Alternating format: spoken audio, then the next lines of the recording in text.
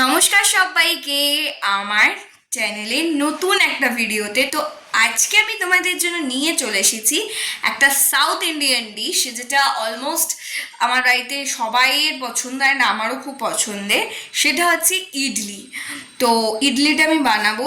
তো ইডলি বানানোর জন্য কীভাবে আমি ইডলি এই রেসিপিটা বানাচ্ছি পুরোটা তোমাদের সাথে শেয়ার করব। তো চলো বেশি কথা না বলে পুরো ভিডিওটা স্টার্ট করা যাক।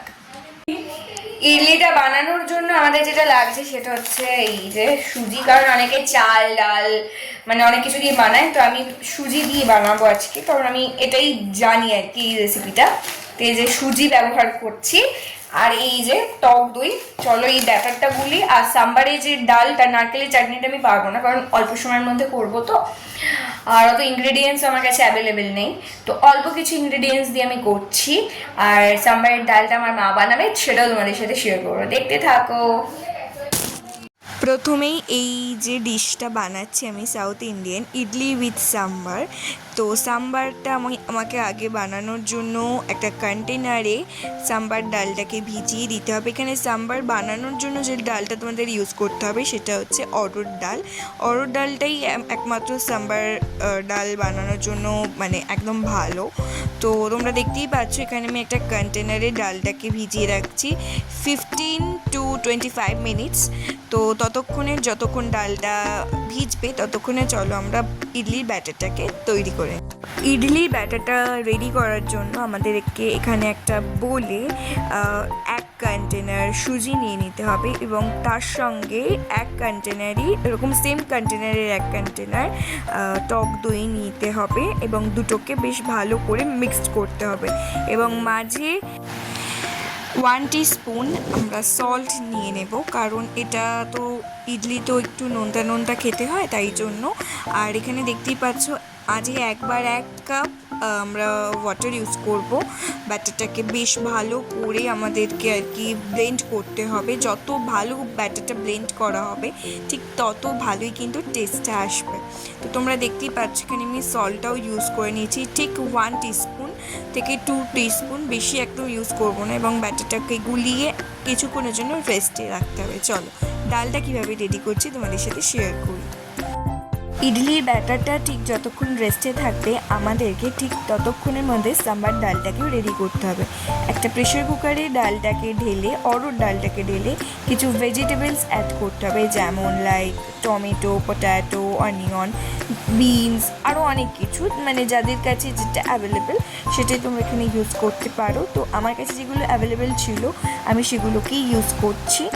আর তারপরেই এইটা প্রেশার কুকারে দিয়ে একবার কি দুবার সিটি দিয়ে তারপরে নামিয়ে নিতে হবে।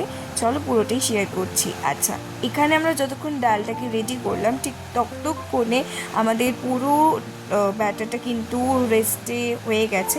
তারপর আমরা একটু ইনো অ্যাড করলাম। এবার ইনো দিয়ে আমরা বেশ ভালো করে আবার একটু ব্লেন্ড করে নিই। এবার ইডলির যে বাসনে আর কি আমরা ইডলি বানাই সেটাই আর কি আমি এখানে ছোট ছোট কয়েকটা প্লেট ইউজ করছি, কারণ আমার কাছে তো ইডলি বাসন অ্যাভেলেবেল ছিল না। তাই তোমাদের কাছে যেটা অ্যাভেলেবেল তোমরা এরকমভাবেও বানাতে পারো। তো রিফাইন অয়েলিং করে নিচ্ছি সেই প্লেটগুলোকে ভালো করে। ব্যাটারটা কিন্তু আমি সেই অয়েলিং করা প্লেটগুলোতে মানে আর কি সার্ভ করব। অ্যান্ড সার্ভ করার পরে আমি হচ্ছে গিয়ে এই ইডলি যে ব্যাটারটা হয়েছে সেগুলোকে আমি আর কি ব্যাচ ওয়াইজ একটা পাত্রে সিলভারে একটু সামান্য জল ঢেলে স্টিমে দিয়ে দেবো। তো স্টিমে না দিলে কিন্তু ইডলিটা তৈরি হবে না। যাই হোক, দেখতে থাকো। যতক্ষণ এটা স্টিম হবে ততক্ষণের জন্য এটা স্টিম হোক, ততক্ষণে আমরা ডালটাকে চলো রেডি করে ফেলি। সাম্বার ডাল বানানোর জন্য আমরা এখানে কড়াইতে রিফাইন অয়েল ঢেলে নিয়েছি, এবং রিফাইন অয়েলে আমরা শুকনো লঙ্কা কিছু জিনিস ফোড়ন দিতে হয় ডালে।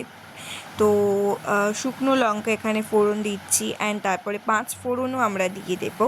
অ্যান্ড তারপরে যে ডালটা আমরা সিটি দিয়ে রেখেছিলাম প্রেশার কুকারে সেটাকেই আমরা ঢেলে নেব। চলো পুরো সাম্বার ডালটা কিভাবে বানাচ্ছি সেই সমস্তটা তোমাদের সাথে শেয়ার করে ফেলি।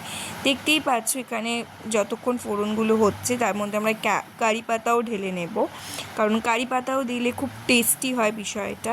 তো তোমাদের কাছে যদি অ্যাভেলেবেল থাকে তোমরা দিতে পারো, আমার কাছে এটা অ্যাভেলেবেল ছিল তাই আমি দিয়েছি। কিছুক্ষণ ফোড়নটা দিয়ে আমরা একটু নাড়াচাড়া করে নেব, ঠিক তারপরেই আর কি আমরা প্রেশার কুকারের ডালটা এর মধ্যে উবুর করে দেব। তো চলো পুরো ভিডিওটা দেখতে থাকো। এবার কিছুক্ষণ নাড়াচাড়া করার পর আমি এবার কড়াইয়ের মধ্যে ডালটাকে ঢেলে দেব, কারণ আর একটুখানি নাড়াচাড়া করেই কিন্তু আমার সাম্বার ডালটা রেডি হয়ে যাবে। তোমাদের কেমন ভালো লাগলো আমার সাম্বার ডালের রেসিপিটা সেটা আমাকে কমেন্ট করে জানিও। অ্যান্ড দেখো কি ডেলিশিয়াস লাগছে কিন্তু ব্যাপারটা, আমার তো বেশ ভালো লেগেছে, তোমরাও একবার ট্রাই করে দেখতে পারো, আই হোপ ভালো লাগবে। অ্যান্ড ফাইনালি আমি 1 ঘন্টায় রেডি করে ফেলেছি আমার south Indian dish idli with sambar.